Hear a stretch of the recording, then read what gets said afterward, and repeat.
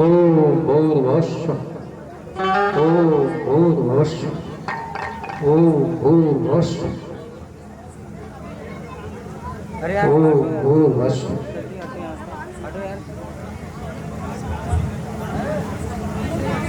मत बैठ हिल रहा है रहने दो इसको।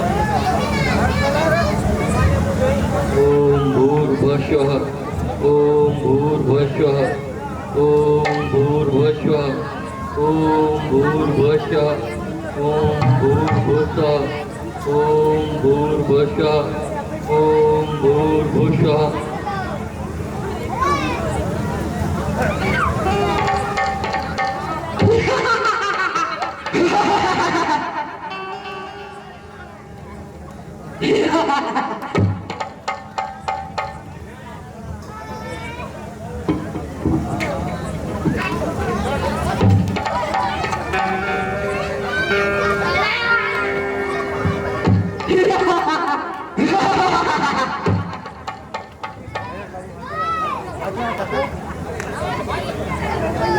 महाराज, हमें ऐसा प्रतीत होता है कि यह विश्वामित्र को यज्ञ कर रहा है।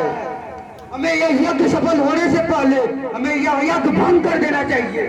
हाँ सुबाहु, हमारे महाराज रावण की यही आज्ञा है। वो कहते हैं कि ऋषि मुनि ही यार ये लोगों की सबसे बड़ी शक्ति। इन लोगों के यज्ञ में बड़े बड़े वैज्ञानिक अनुसंधान होते हैं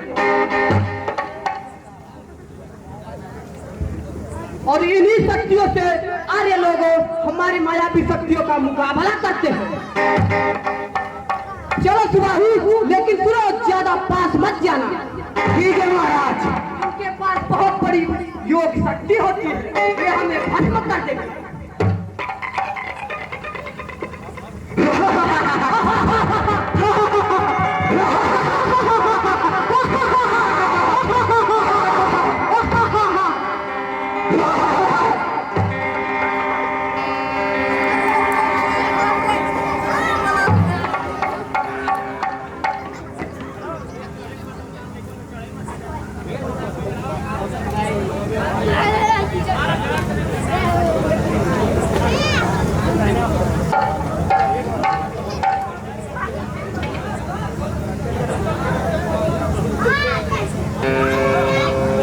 ऋषि राक्षस मारिच और सुबाहु आपका यज्ञ सफल नहीं होने देंगे।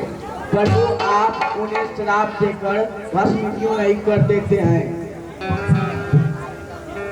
हम जिस यज्ञ का अनुष्ठान कर रहे हैं उस यज्ञ का नियम ही ऐसा है कि ना ही हम क्रोध कर सकते हैं, ना ही हम किसी को श्राप दे सकते हैं। आप तो जानते ही हैं कि क्रोध का विकार आत्मा की शुद्धि को नष्ट कर देता है। क्या परिवार जन कल्याण के लिए सूरत का प्रचार बढ़ रहा है, तो हम निश्चित रहेंगे। निराश न होएं, इसका भी उपाय हमने खोज लिया है। आज ही अयोध्या के राजा दशरथ के यहाँ जाएंगे और उनसे सहायता मांगेंगे, क्योंकि प्रजा की सुरक्षा का उत्तरदायित्व राजाई का होता है।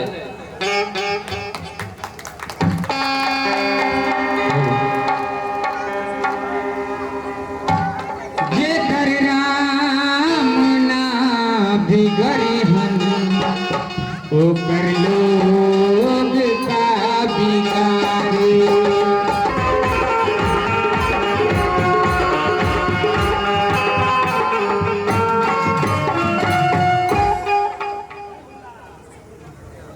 महाराज दशरथ जी के चरणों में मंत्री का प्रणाम स्वीकार। कल्याण हो। कहिए आयुष्मान, किस अभिप्राय से आपका यहाँ आना हुआ? महाराज, हम लोग के भवन में विश्वामित्र जी आ रहे हैं। क्या महर्षि विश्वामित्र अचानक हमारे भवन में? हे राजा, लगता है कोई विशेष बात है। आप आगे चल के उनका स्वागत करिए।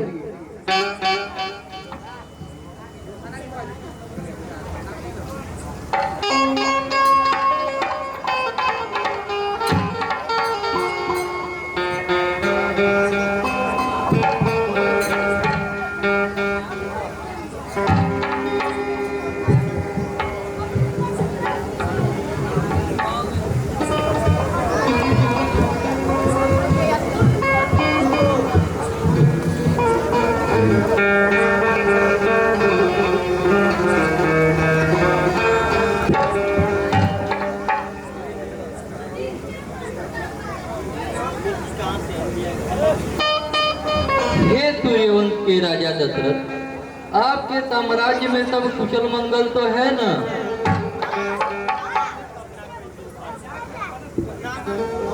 हे मुनिराज, जहां आप जैसे पावन विभूति के चरण कमल आ जाए वहां सब मंगल ही मंगल है।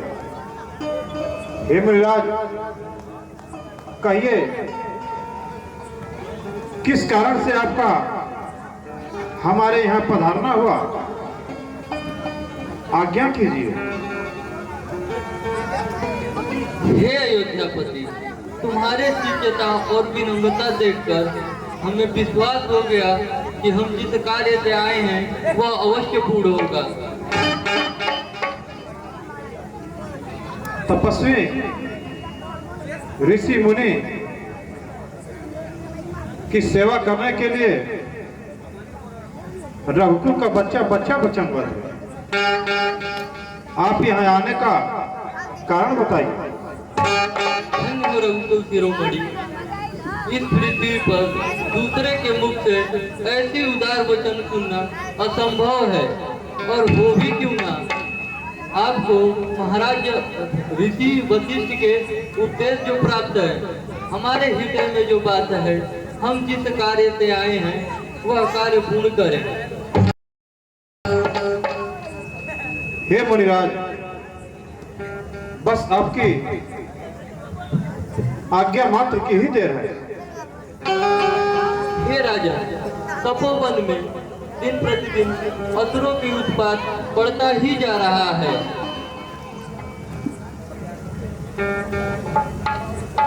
इस आर्यभूमि में ऐसा दुष्कर्म दुस्साहस करने वाले कौन है? लंका के राजा रावण का गुप्तचर सुबाहु, ताड़िका का पुत्र मारी हमारे पवित्र अनुष्ठानों को भंग कर दे रहे हैं और उन्हें निर्विघ्न पूरे भी नहीं होने दे रहे हैं।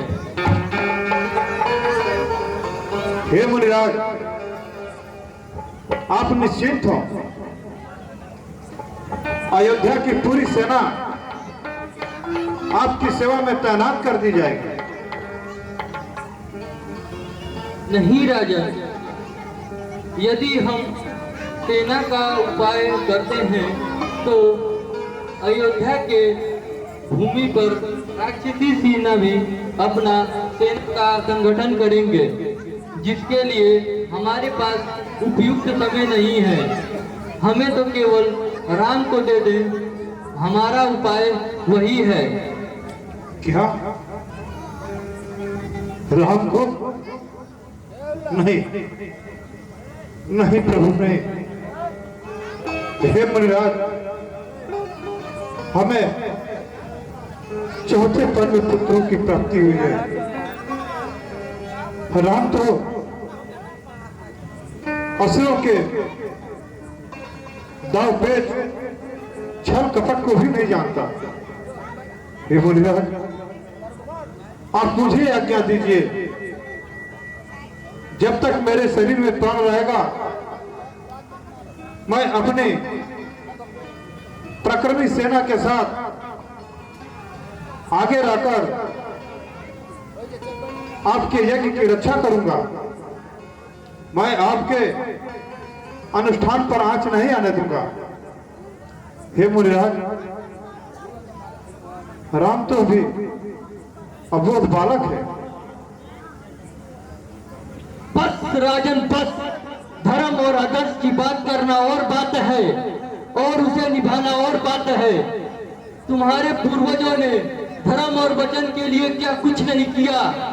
एक तुम हो कि अपने पूर्वजों की कीर्ति पे कलंक लगा रहे हो। तुम्हारे पूर्वज महाराज शिवी ने वचन ही के चलते एक कबूतर के लिए अपनी बोटी बोटी कटवा दी। महाराज हरिश्चंद्र ने वचन के ही चलते अपने पुत्र और पत्नी को बेच दिया, और एक तुम हो कि अपने पूर्वजों की कीर्ति पे कलंक लगा रहे हो। ठीक है राजन, हम जिस तरह आए हैं उसी तरह लौट जाएंगे। नहीं मुनिराज, नहीं। आप मेरे पूज्य देवता है। हे मुनिराज, अब सोच कर वचन दीजिए। हे मुनि, रावण का वेग तो बड़े बड़े देव दानव, इंद्र, गंधर्व, किन्नर भी नहीं सह सकते। फिर ये मेरा राम उस रावण का सामना कैसे कर सकेगा? हे प्रभु दया कीजिए, प्रभु राम पर दया कीजिए। महर्षि वशिष्ठ, अभी तक दशरथ जी की राम के दिव्य तेज पर नजर गई ही नहीं। आप तो जानते हैं, आप ही इन्हें समझाएं।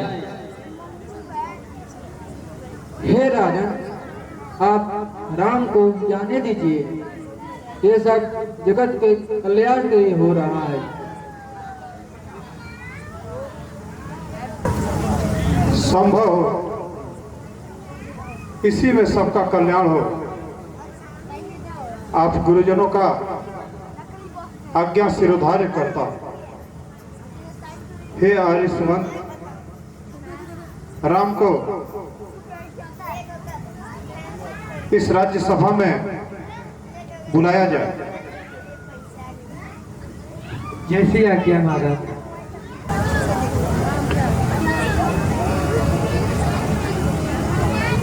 प्रणाम पिताश्री। प्रणाम गुरुदेव।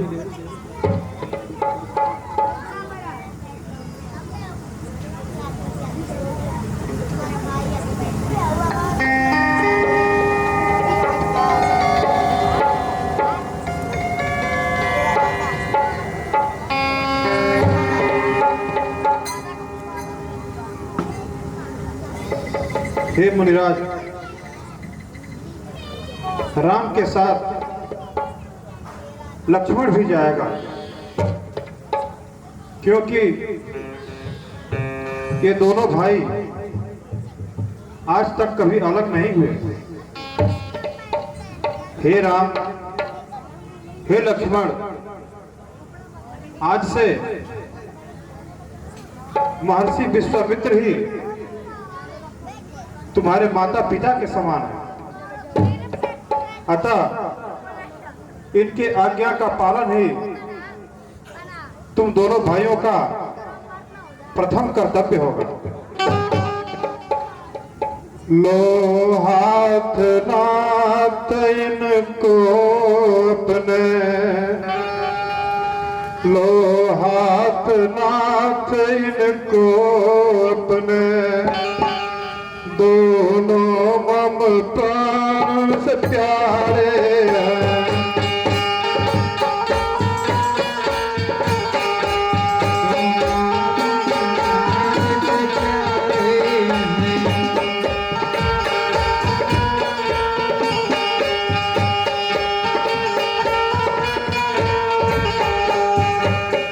अब तक रहे हमारे सुध, अब तक रहे हमारे सुध, समझो अब नाथ तुम्हारे।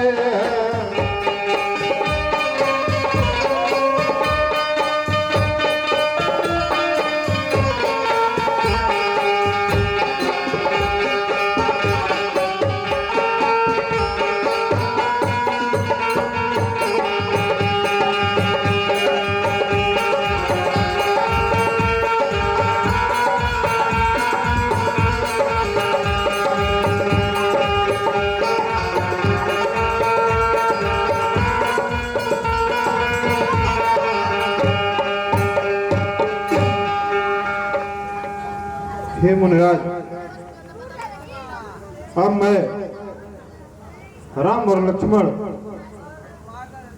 दोनों पुत्रों को आपके चरणों में समर्पित करता हूं।